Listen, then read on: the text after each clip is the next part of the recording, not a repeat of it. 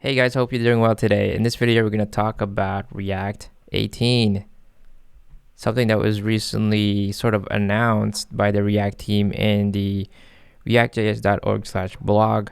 So first of all, it's not out yet, it's in alpha, but they have started producing a lot of content, or specifically discussions. A lot of the stuff I'm going to talk about today is actually coming from this working group that they started in GitHub, which is basically just a bunch of discussions around some of the things that are coming, as well as what's changing from React 17. So we're gonna go ahead and just jump right in and talk about some of the out of the box improvements that is coming in React 18. So first up, let's talk about this automatic batching for fewer renders. What is that? In my desktop, I'm just gonna create a new create React app, just your standard skeleton. And let me call this React 18 demo. Now, since React 18 hasn't been released yet, this is actually going to install at React 17, but that's perfect because I want to show you current behavior in 17, and then we're going to update this to be in React 18, and then I'm going to show you how the behavior changes, and specifically the behavior around the batching of state changes. Alright, so that just installed. We're going to go ahead and open a VS Code. I'm just going to go ahead and run this application with npm start. And let me move this to the right side over here. So we got our spinning React logo. Let's just clean that up. We don't really need it. So let's start talking about this automatic batching thing that they're discussing here, right? So let's create a button. And let's just say, let's call that click me. And usually for buttons, you would have handlers, right? I'm going to call this handle click. All right. And then we just pass that into on click, handle click. All right. So we just got a button. Doesn't do anything yet. Now let's add some state. So I'm going to import useState from React. And let's go ahead and just make a basic example of a state. Maybe we have a counter that we are able to increment. So let's initialize that to 0. And then let's make another one. Let's call this one count 2, right? We're just gonna keep it simple here. Now, let's say that in every time our button is clicked, we want to increment the count. So let's do set count in here, and we're just gonna take the existing count and add 1 to it. And then the other one, just to be a little bit different, let's increment that button by 2. So let's do set count 2, and I want to increment this one by 2, right? And just to show that this is working, let's go ahead and print out our counts. All right, now when we click, we see that left side is incrementing by 1. Right side is incrementing by 2. Pretty simple. There's not really much to it. Now, pop quiz. How many times does it render? Does this component render every time we click the button? Take a guess, and then we're gonna answer it.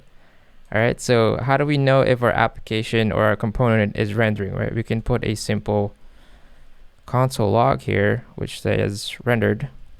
Right. So generally, every time that prints out, we can assume that our app rendered at least once, right? So I'm gonna go into the console. So you see that when we refresh the page, right, there's at least one render in there. So again, question for you: when I click this, how many times is it gonna render? Renders once. Why is that? Because it sort of batches the state changes into sort of one render, right? Which is kind of nice. That's kind of what you expect, but it doesn't actually happen all the time. As an example, imagine that we had a function like this, and we can sort of simulate an API call, for example, that comes back asynchronously. Now, what happens if we decide to move these guys sort of after we fetch something, right? So if I did fetch something, which returns a promise, so that means I can do that then, and then within this callback, we're gonna move our set counts in here. All right, so what happens now? Let's take a look at the behavior. How many times does it render when we click? Now it renders twice, right? So there's 3 here because we got the first one, and then each button click is now rendering twice. So you can see each time I click it, it shows rendered. So what can we gather from this behavior? It's a little weird, right? That we just moved it in here, and then all of a sudden the batching stops happening. And the batching is actually what we want. We don't want it to render more times than it needs to, because usually more renders leads to a jankier experience. So what we've got here to summarize is that basically the batching that you saw earlier only happens within an event callback and these handle functions.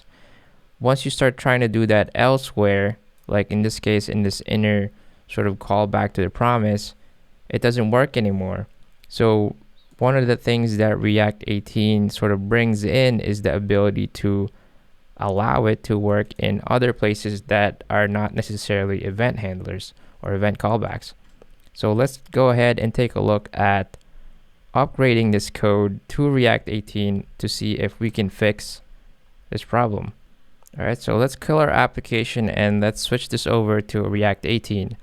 How do we go about installing React 18? Well, you can use this command here where basically you install React at alpha. All right, so I just installed React 18, and just to double check, let's take a look at it in our package.json. You'll see that this is the version that I'm using. So there's a chance that if you watch this in the future, maybe it's beyond alpha, right? So make sure to check the documentation if what I talk about has changed since then. So now that we're on React 18, there's actually a couple other things that we need to change here. It doesn't automatically kind of switch over to the new behavior. You need to introduce the new root API. And what is that? So usually in React applications, you have a file like this, the root index.js file that usually has react.render. This is the one piece that you usually will probably need to change for React 18. So there is a new API for that replaces render. So let's take a look at that. First, what you need to do is, instead of us passing the root as a second parameter here, we're actually gonna do something like this. So we're gonna query for the root element, and let's move this document.getElement by ID over here. And there's a slightly different change to the API now, where instead of you doing React DOM.render, you have to do React DOM.create root, and you pass in there your root element, and then you do render. Right, so a little bit different. So this thing, I'm gonna move this back in here, and we'll delete this guy.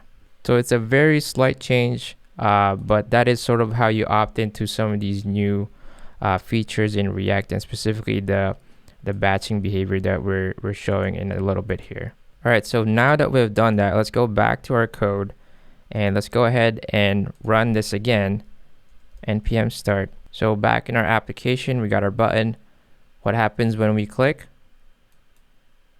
Now it only renders once. So what happened? Now it allows us to batch these things automatically, even outside of a event handler, right? So in our case, we're doing this in the promise resolve callback here, and it works just fine, just as expected. So that's one of the main features that's new to React 18, is this automatic batching behavior that, again, for most people, it's probably not even something you'd notice, but for things that require really good performance, this batching is really going to help out. So now that React 18 does this batching automatically, basically in any of these types of functions, not just the event callback, what if you actually don't want to batch those things? What if you wanted to individually render, what if you wanted to individually trigger a render for each of these calls, right? How do you opt out of that behavior?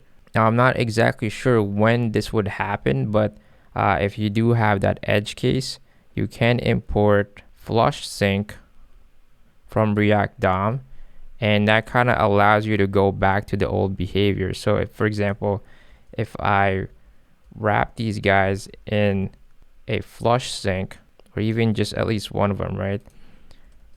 We're sort of telling React that I don't want these guys batched. So if I refresh and click a button, we're back. We should be back to double renders. Just a little bit of a shift in the behavior, right? You went from React 17, you only have automatic batching and event callbacks, to in React 18, it kind of automatically does it everywhere for you. And then it does allow you to opt out if you need to. So very nice. All right, so that's a quick preview of the automatic batching behavior. All right, so what do we want to look at next? One of the other things that they mentioned that's coming in React 18 is this new startTransition API. And this one's a little bit more harder to demo in the code, but let me give it a shot. So I'm going to create a new component here. I'm just going to call it myComponent.js. And let's just turn this into a basic functional component. So similar to before, imagine that we had some basic state here, right? One that is for updating an input box's value, and another one for showing results, right? So this would be something that you'd see, for example, if you have, imagine you have a list of items, and then you have a input box that allows you to filter through those items. You'd likely see this similar combo. Now, if we were to have, for example, so you can sort of imagine it looking like this. You have an input with a value and on change, and it does something on change, which will also make a handler for. Let's do handle on change. Now imagine that we also listed out the results. So let's map through this. So perhaps we're simply just listing out the names of each of those items from the results, right? Now, what does our handle change look like? It might look something like this. So we're going to do set value event dot target dot value, right? And now imagine that as we're setting the value, we're also setting the results, because we want to filter it down based on what the user is typing. So we might have something like this: set results, and then imagine we have some kind of complex filtering logic, my filter, and we pass in the event target, that value in here, and we expect this to take in the value, do some filtering, and eventually return the results, right? The filtered results. So this is pretty straightforward, right? Even without running the application, you can kind of imagine what might happen is that as a user is typing on the input box, their results gets filtered client side down to whatever logic we defined here. So I mentioned that this part will be a little bit hard to demo, so we're just going to use our imagination a little bit here. But imagine that if this filter function was a very expensive operation, and as the person is typing into the input box, our filter is running, right? And imagine that it's very expensive enough that it causes an entire subtree to re-render, and it slows your entire application down. And you might have seen this in more complex applications, perhaps, where as you're typing, maybe it starts to get a little bit laggy. Now, that's a scenario that we specifically would want to avoid, and that's one of the new features that is kind of coming into React 18 is the new transition API. So I think the best way I can probably explain this is that in React 18, it sort of now gives us the ability to say, I want this guy to be marked as urgent, and more specifically, I want this guy to be marked as not urgent. And the term they're trying to use for that is transition. And what does that mean? Basically, if you think about it, there are interactions in a UI that you want to be as snappy and responsive as possible, right? So for example, when you click a drop down, you want that drop down to register right away that you clicked on it. Or in our example here, right, you want the text box to responsively show that the person is typing values into it, and that we're showing in the screen that it's being updated. But the results itself of the list, we don't care as much, because okay, if that takes a little bit of time, we're going to tell React that this is not urgent, so please prioritize this guy. So at a high level, that's sort of the change that we're trying to do. And the way you can achieve this is via this new hook from React called useTransition. And when you use useTransition, it gives you two things back. It gives you the startTransition and the pending. And how do we use that? StartTransition is basically what you use to mark something as not urgent. So we would wrap in this case, we would wrap set results with startTransition, and we're gonna put this in a callback like this, right? And that will tell React to, again, prioritize this one. So as you can see, by default, any state change is automatically urgent, but anything that is not urgent, you can kind of tell React that it's not, that it's a transition by putting it inside startTransition. So you might be wondering what's the is pending for. Well, it allows you to kind of inform the user if, again, if we were to say that the filtering operation is very expensive, imagine that takes, a couple seconds. Perhaps you want to inform the user that while it's pending, while it's trying to do that transition, it's not complete yet, show some kind of loading spinner. Right, I'm just using a spring here, but if you had a spinner component, you could put it in there. So that just allows you to inform the user that the transition is still happening. Once that completes and it runs and is able to set the results, this is going to turn into false and the spinner disappears. So that's really it at a high level. It's a little bit hard for me to show you a running example because I feel like it would take a lot for you to really have an expensive operation like this. It would be something that requires like potentially a massive subtree of your component tree to re-render. That's when you'll really start to notice it, where as each little thing is being rendered, it starts to slow your entire application down. So it's something that you just need to look out for. So this is really sort of a optimization step in my mind, is as you realize, oh, there's a piece in my code that is slowing down the other things that I actually want to stay urgent, start putting those into startTransitions. All right, one more thing we're going to talk about in this video is this new streaming server renderer that they have linked out to here, and it goes to this article again from Dan Abramov. And let me try to summarize this for you, and you can read it as well. It's a very good article. I highly encourage you to read it, but let me give a shot at summarizing this. Hopefully I don't butcher it.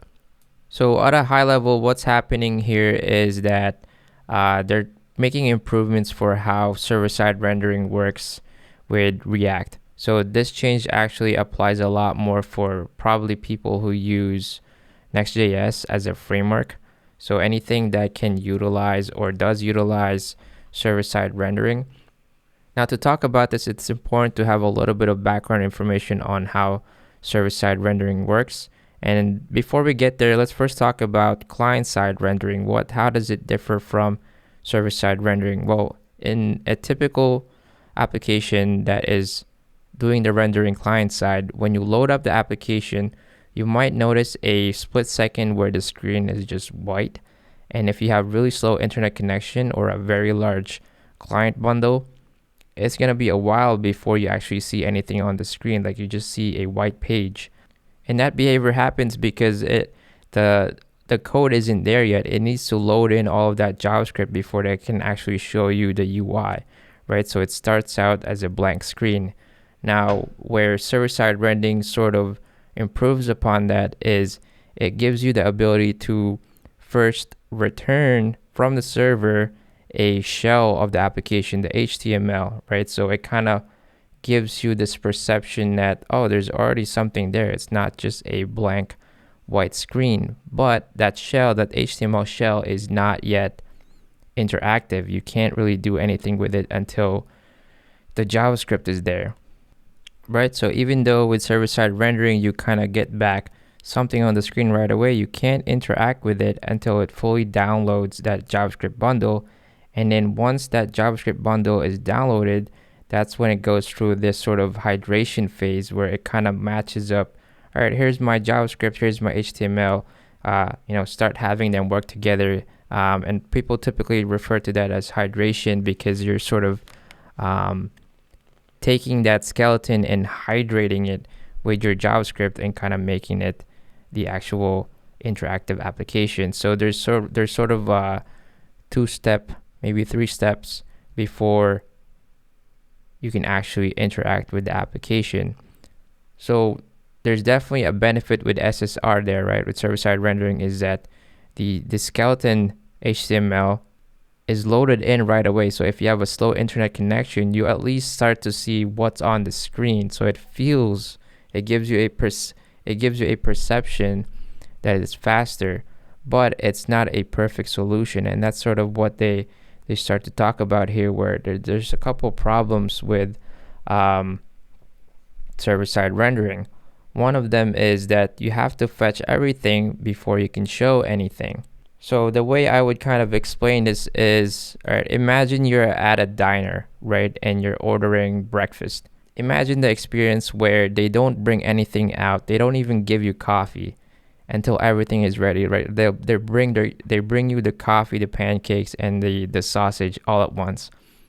And that's not really a great experience. Ideally, you want to be able to, okay, get my coffee first, let me start drinking that, and then as each meal gets cooked, they start bringing it in, right? That would be the ideal experience in almost any restaurant. But the problem is with server-side rendering, typically, as it says here, you typically have to collect all the data on the server before you can start sending out any of the HTML to the client. So it's kind of, think of it as from the diner analogy, you have to wait for the chef to cook everything before they can send all of the food out to you. They don't even give you coffee first. So that's probably a terrible analogy, but I hope it makes sense. Let's take a look at what's the next problem. So you need to load everything before you hydrate anything. What does that mean? Again, we talked about how hydration is sort of this idea that we've got the skeleton HTML and we take the JavaScript and we start kind of meshing them together until you have something that's actually usable, something interactive.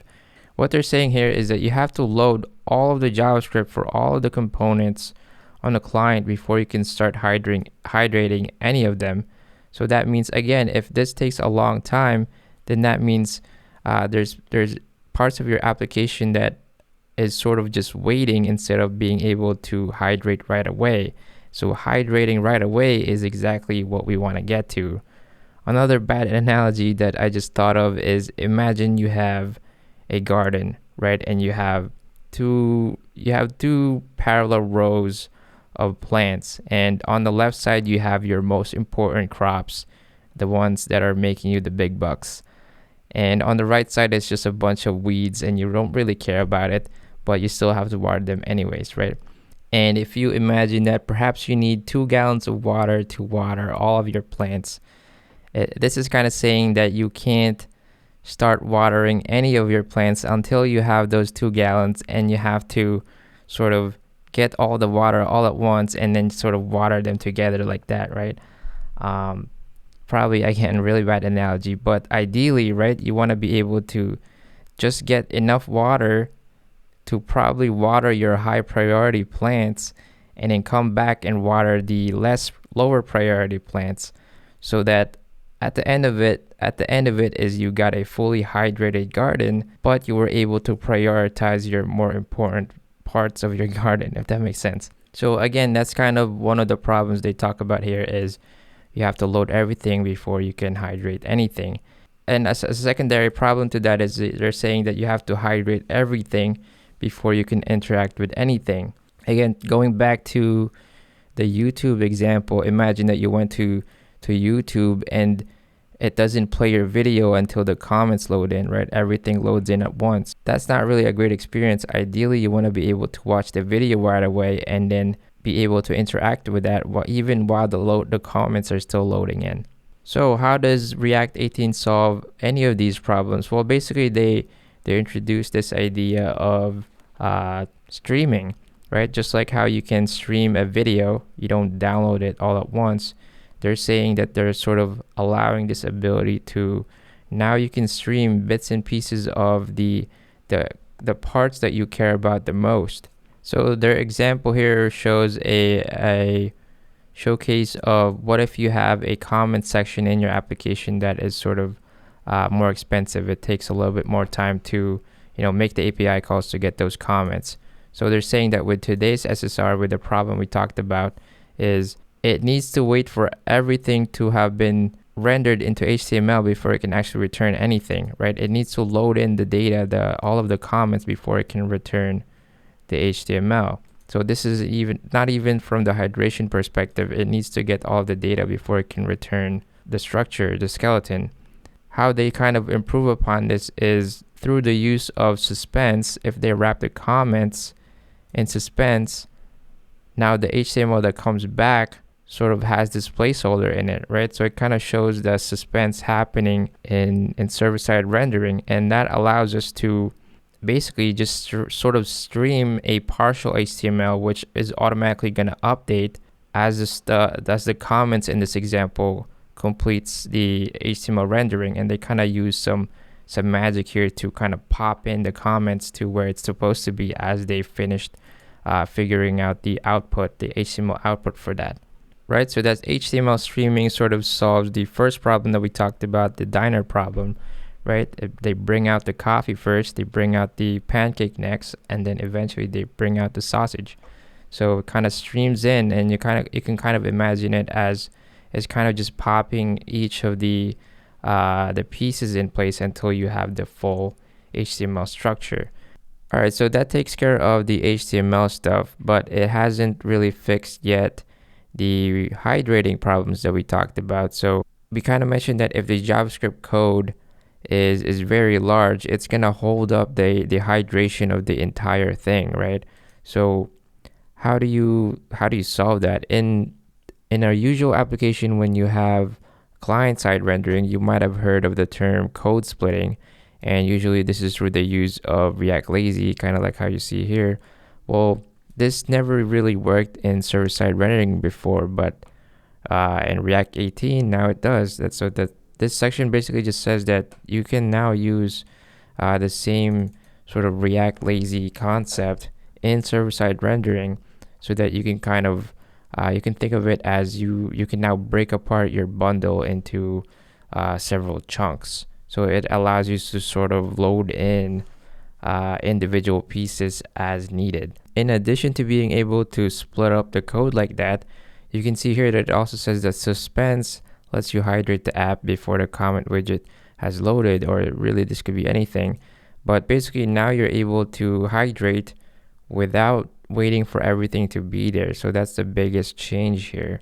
And then they also talk about selective hydration here, which basically says that you can use Suspense to wrap things that you want to tell React, hey, you shouldn't block the rest of the page from streaming and hydrating. So wrap things in Suspense will potentially improve the overall perception of performance for your application. And then finally, they have a section here talking about what happens when your user tries to interact with the things that are still being hydrated, right? If you think about it now, that what we've talked about, basically instead of it being one big chunk hydrating as a whole, now you sort of have individual chunks that are sort of hydrating independent from each other. So what happens if let's say you try to click on something that isn't loaded in yet, right? It's still in the process of hydrating or starting to hydrate. You can kind of see in the diagram here where they're sort of talk about this idea where, okay, what if they clicked on this box, this area where it hasn't been prioritized for hydrating yet? What's actually going to happen is React is sort of going to prioritize hydrating that part, and then it'll hydrate it, it'll load it in, and then it'll sort of replay the interaction that you tried to do to that box before hydration. So this is kind of cool. So think of it as like, remember we talked about how you can't interact with the HTML yet, where here they're sort of recording the interaction so that when the code loads in, if I understand this correctly, then they're going to replay that interaction on where you clicked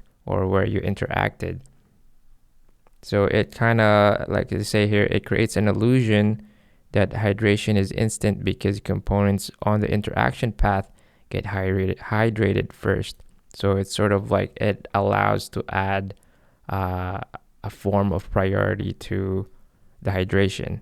So a lot of this is really around kind of managing what you wrap in Suspense. So it's going to be interesting to see, how this changes server-side rendering in general. So in conclusion, we talked about server-side rendering, what are the different pieces that really happens within it. And then we talked about the different problems that are involved because of those different pieces sort of waiting for things to get done for the rest of the application to complete. We talked about how, pieces of your application might be held back by the slower pieces of your application. Like we talked about the comments. The comments probably take longer to load than the rest of the application. So ideally, you were able to load in the rest of the application individually from the comments and then allow the comments to kind of just like catch up when it can.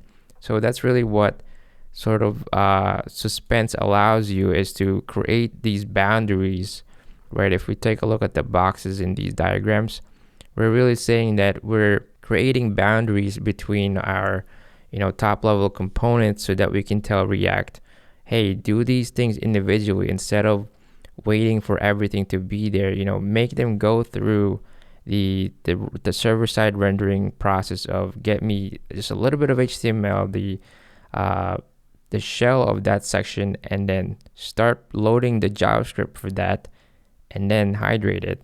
And then these boxes are effectively individually doing those steps so that they're not holding each other up. And at the end of that, the result is an application that feels much more responsive than if it was, again, sort of waiting for all the pieces to come in. So I think that's a high-level summary of some of the big out-of-the-box improvements that's coming out with React 18. There's definitely a lot more things to read here that I recommend you checking out. For example, there's a lot of changes happening for Suspense that I don't think I can even cover in this one video, but basically lots of things coming, more things about that startTransition that I talked about, specifically the ability to actually prevent the fallback from showing up when you're loading things in. They talk about, what will probably come in the rest of the V18 timeline, and then they also mentioned Suspense for data fetching, which may or may not show up more in the future. And really the rest of React is going to take a couple more months before it's officially released, so I wouldn't really stress about it. This preview is really more for educators and people who write libraries, open source maintainers, so it allows them to kind of be informed. So if you want to learn more, I highly recommend go into this discussion board and take a look at all of the articles. There's so much stuff. And then again, just look around here. They're still adding to this.